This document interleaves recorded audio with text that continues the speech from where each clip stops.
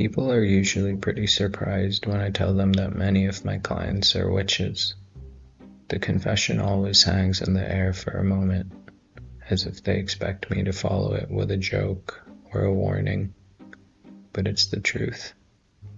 From my years living in the rural Midwest to my time under the wide, glowing skies of Arizona, and even through my travels across Thailand, the occult has always brushed against my life in subtle and strange ways.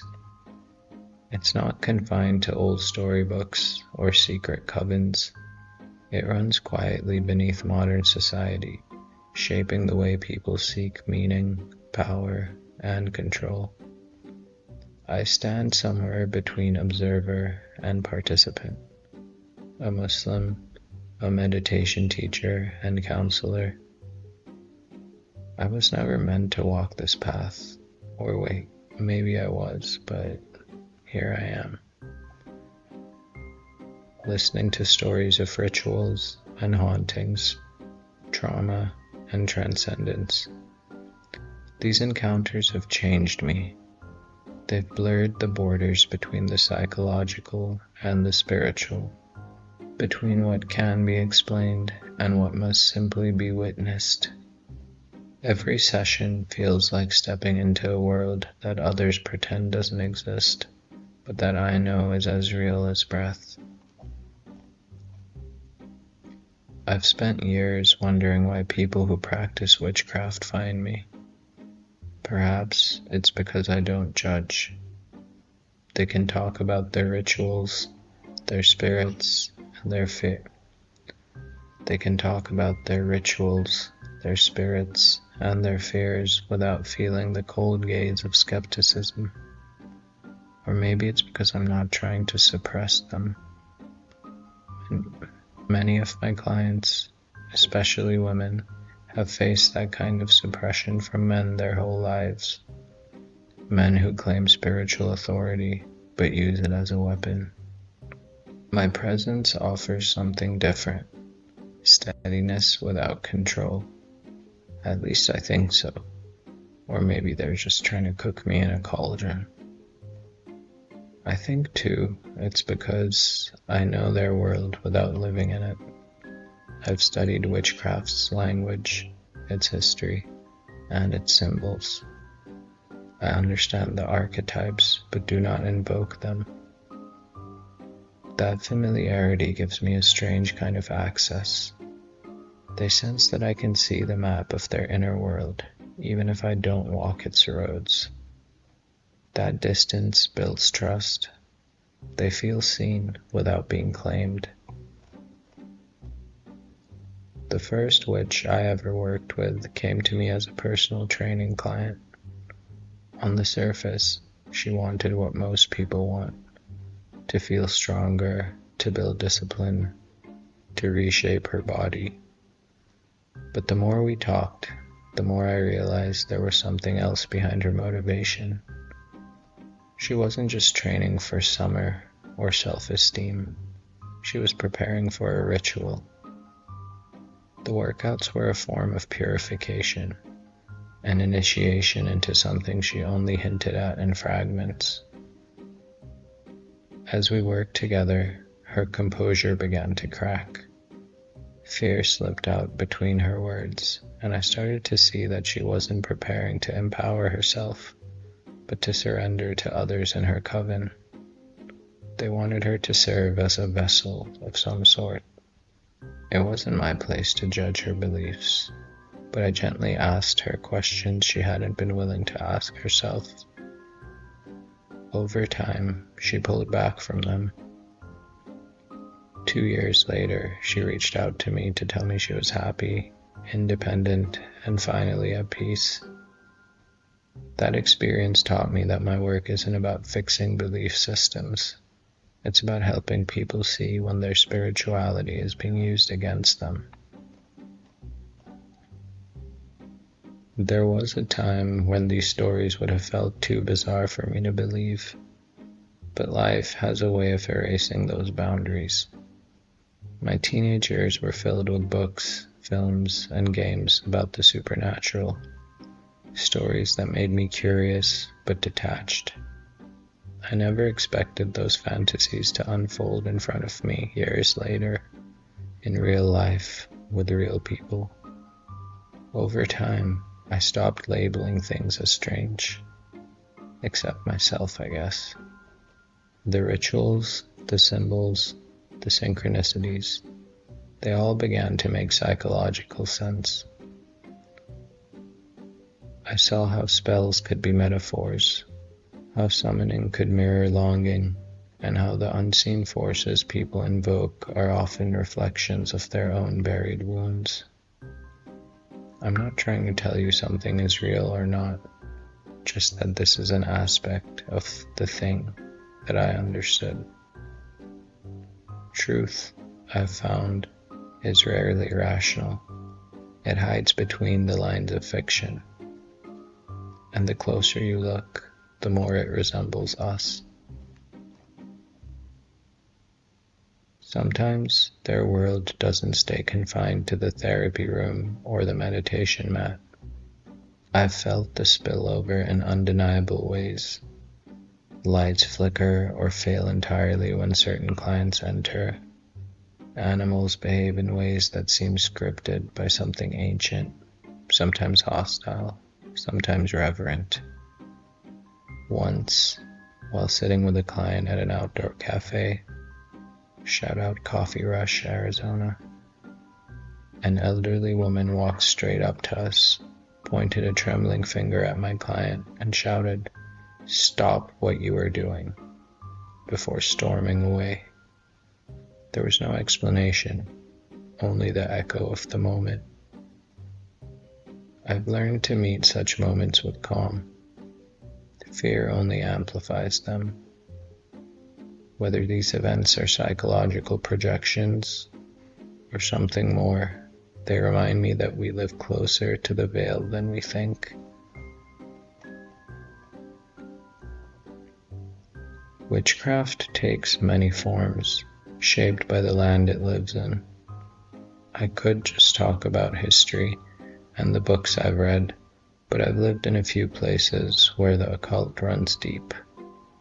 In the American Midwest, it hides in plain sight, woven into domestic rituals, family charms, recipes passed down, herbal brews made for protection or love. It's quiet, rooted, and homespun. In the Southwest, it turns theatrical, colored by the desert sun and the collision of cultures. The rituals feel bigger there, the air humming with borrowed mythologies and half-remembered gods.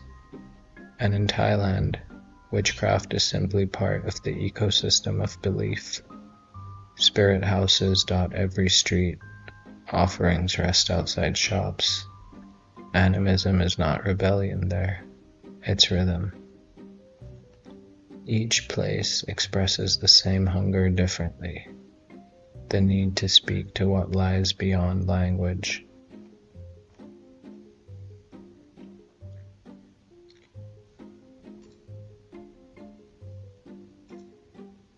Over time, I've realized that witchcraft isn't just ritual, it's psychology in motion. The deeper I work with my clients, the more I see the same emotional patterns appear.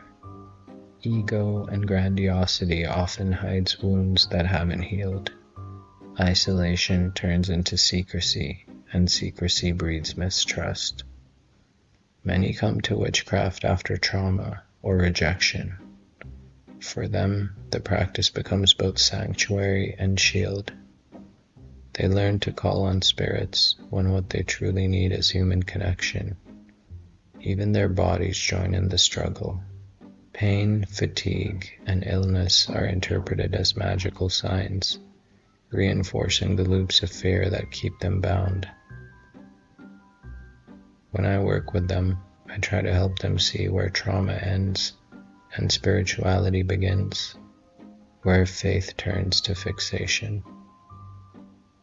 And that's the hard part, untangling what is sacred from what is self-inflicted.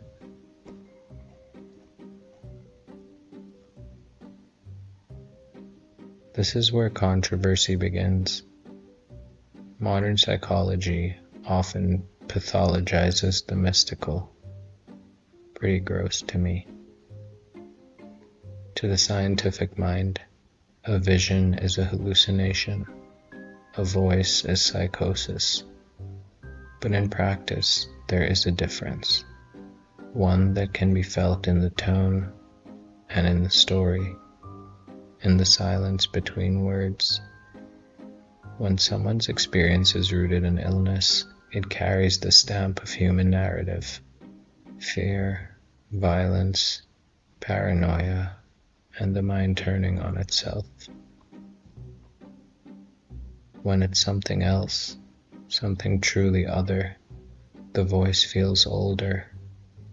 It carries the weight of time. It doesn't seduce or destroy. It simply reveals. I approach these moments carefully, questioning but not dismissing. My empathy doesn't mean credulity. It means discernment.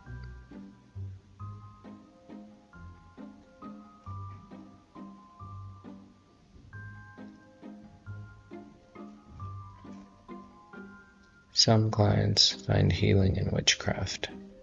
Ritual gives their pain a shape. It offers structure in chaos. A candle becomes an act of mindfulness. A chant, a form of breath work. Healing in any form deserves acknowledgement. I see these recoveries differently. True healing, to me, comes from the androgynous creator force. The one, the source. The ritual may calm the storm, but the mercy that fills the calm belongs to the creator or source. Yet, I've seen the other side too. I've seen people consumed by paranoia, convinced that every setback is a curse.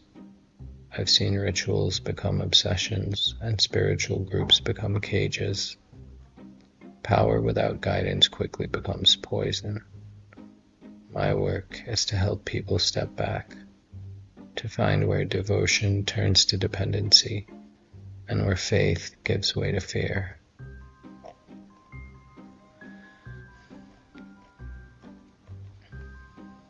It took me years to learn how to hold my ground. I've been invited into rituals, offered symbols, even unknowingly led into spaces run by covens.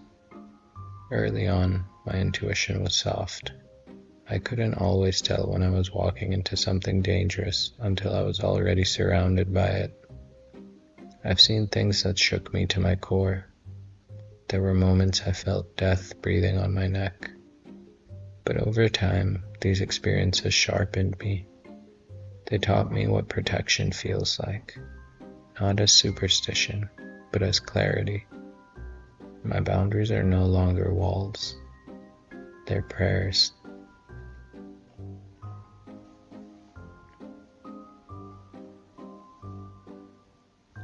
Clients often tell me their stuff doesn't work on me because of my religion.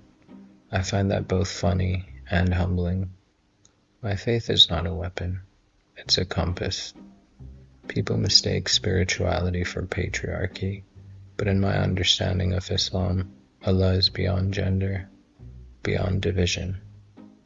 This is the infinite source behind everything that exists. The reason their magic doesn't touch me is not because I'm strong, but because I'm surrendered. At least I think so. Faith is its own armor. The unseen world bends around it. These encounters haven't weakened my belief. They've deepened it. They've shown me that the unseen isn't fantasy. That protection and grace are real forces moving through our lives. I carry that truth like light in my chest. That occasionally flickers, but I try to do my best to keep on.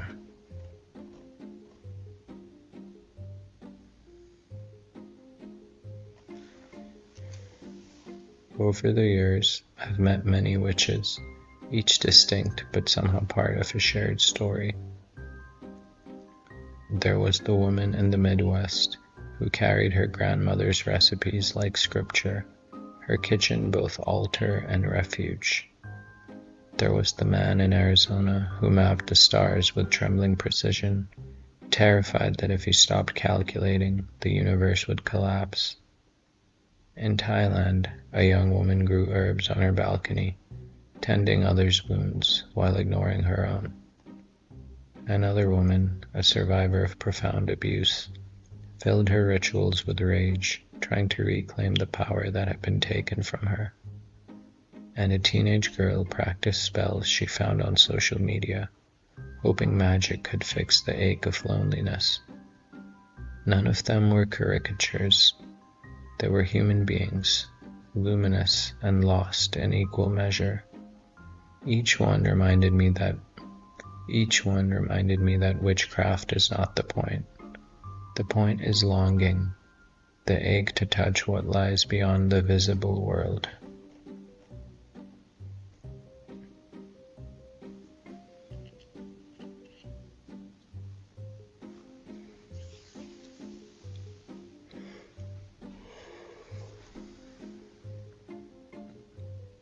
We are living in an age of collapse.